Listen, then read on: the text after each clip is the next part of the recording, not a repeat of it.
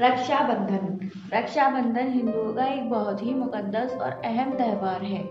ये भाइयों और बहनों के दरमियान मुकद्दस मोहब्बत का त्योहार है। इसे राखी कहा जाता है।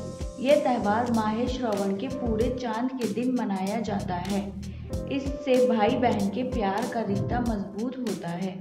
रक्षा बंधन के दिन भाई बहन की हिफाजत की जिम्मेदारी अपने सर पर लेता है।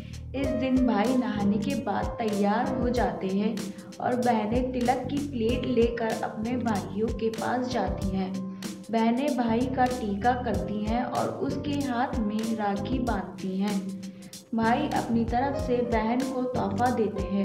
इसके बाद घर के सभी लोग मिठाइयाँ, फल वगैरह खाकर जश्न मनाते हैं।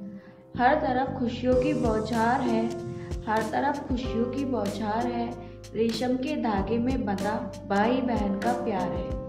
भाई बहन के मुकद्दस मोहब्बत का त्योहार सिर्फ हिंदुस्तान में मनाया जाता है। दुनिया के किसी और मुल्क में भाई बहन की पाकीज़ा मोहब्बत का तसव्वुर भी नहीं किया जा सकता। ये त्योहार हिंदुस्तान की अपनी खासियत की अलामत है। गैर मुल्की भी इससे मुतासिर हुए बगैर नहीं रह सकते।